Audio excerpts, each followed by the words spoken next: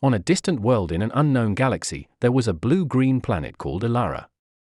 This planet was unique, not just because of its temperate climate or varied terrain, but because the wildlife on it was completely unlike anything seen on other planets.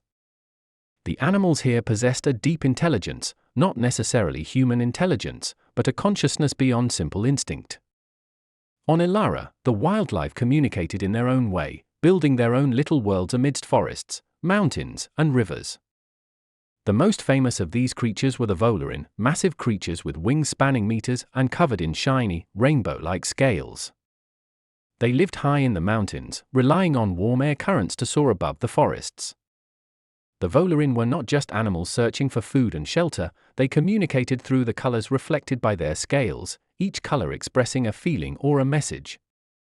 When the volarin flocks gathered in the sky, the scene was like a giant moving canvas, telling their own stories of love, fear, and warning. On Earth, there lived creatures called the gnolum, small creatures with long legs and large diamond-like eyes that enabled them to see the smallest details even in the dark.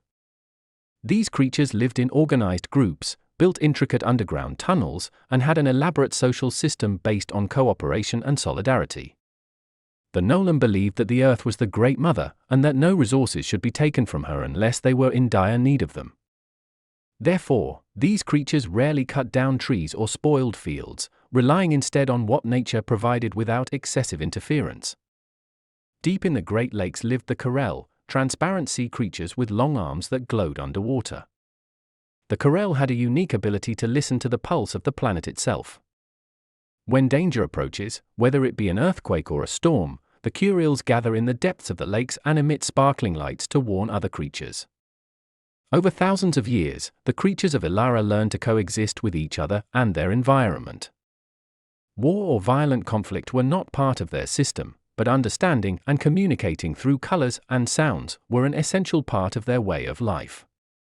The planet was full of wonders, forests stretching to the horizon, mountains shining in the blue sun, and rivers flowing slowly through the valleys. One of the oldest legends of Itharia spoke of the Tree of Wisdom, a huge tree located in the heart of a deep forest, said to communicate with both heaven and earth. It was said that those who stood beneath it could feel the energy of the universe flowing from its roots to the stars. This tree was a refuge for animals when they felt danger or needed guidance. As the years passed, the Tree of Wisdom grew stronger, its branches reaching into the sky. One day, a strange phenomenon occurred. The sky began to fill with black clouds the likes of which had never been seen before. The volarin felt something strange in the air, so they flew over the forests to send signals with their bright colors, warning the rest of the creatures. The creatures gathered in the heart of the forest, where the Tree of Wisdom stood. Something unusual was happening, as if it was a threat coming from outer space. The gnolum quickly organized themselves and began digging tunnels underground to be a safe haven for the rest of the creatures. The corel began emitting a powerful light from the depths of the lakes, warning of the coming of the great storm. But all of the creatures knew that this storm was not ordinary, it was not just a change in the weather. There was a feeling that something else, perhaps from outer space, was approaching. At that moment, powerful pulses of energy emanated from the Tree of Wisdom, causing the ground to shake slightly.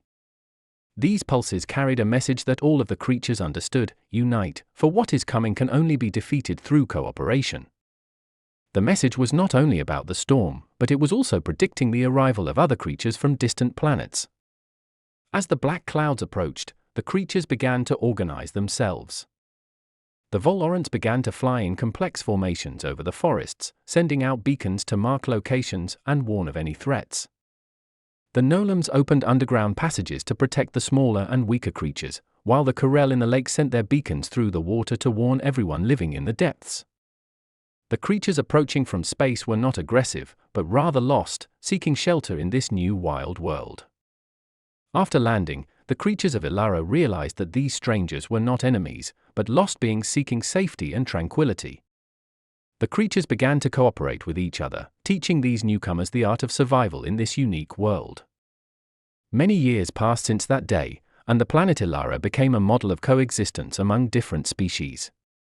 The land, the sky, the water, and every living creature on it learned that true strength is not in conflict, but in unity, and that the wilderness is a beautiful song in which all voices, no matter how different, harmonize.